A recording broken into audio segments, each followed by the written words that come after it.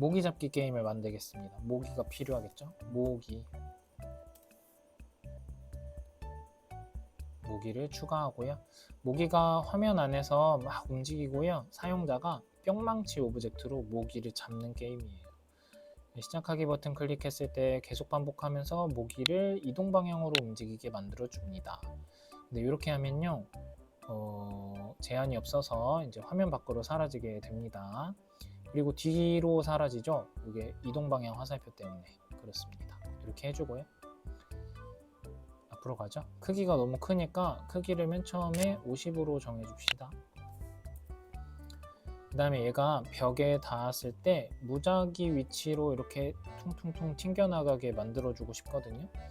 그래서 만일 참이라면 블럭을 계속 반복하게 안에 놓고요. 벽에 닿았는지를 감지할 거예요. 어딨어? 닿았는가? 벽에 닿았는가? 조금 실행하면 작게 볼게요. 벽에 닿았으면 회전하도록 만들 건데 움직임에서 방향을 회전하기 이걸 가지고 가볼게요. 한 45도로 해볼까요? 이렇게 하면 얘가 이렇게 이상하죠? 이제 45도면 좀 예각인데 얘가 이렇게 사각형을 그리면서 움직입니다. 그 이유는 뭐냐면 다른 각도를 해도 마찬가지인데요.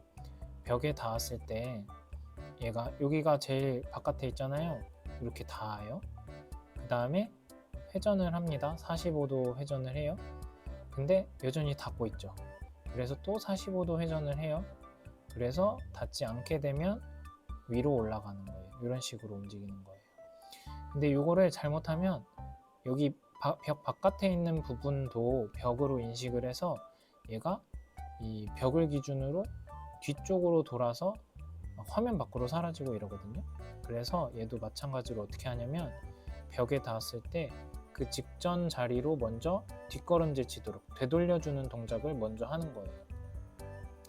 이동 방향으로 마이너스 10만큼 해도 되는데 이거는 조금 더 많이, 모기의 이 오브젝트 모양이 비정형이기 때문에 아주 많이 튕겨져 나오게 해서 확실하게 안전하게 만드는 거죠. 이렇게 아까랑 또 모양이 다르죠? 이런 식으로 움직이게 만드는 겁니다. 근데 이렇게 방향을 특정한 방향으로 고정해 버리면 사용자가 이 움직임을 예측하기 쉽잖아요. 그래서 여기다가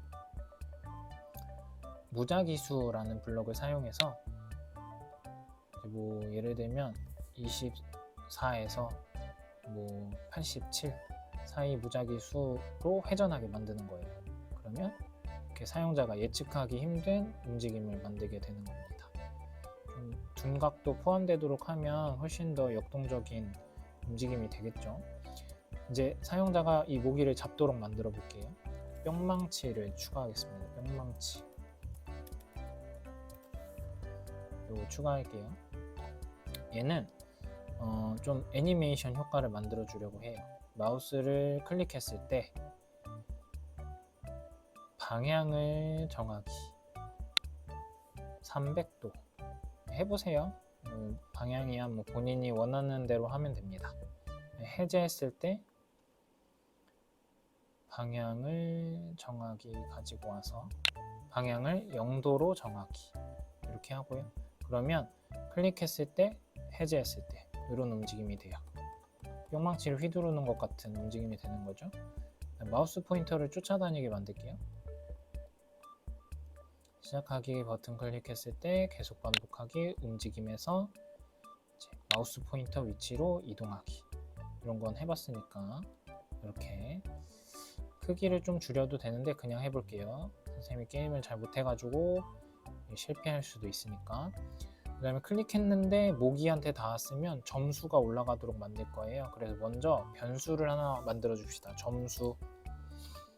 그 다음에 블록에서 만약에 여기 마우스를 클릭했는데 만약에 모기한테 닿았어. 모기한테 닿았어요. 그러면 자료에서 점수에 10만큼 더하기 이렇게 해주는 거예요. 그러면 이렇게 점수 올라가는 거 보이시죠?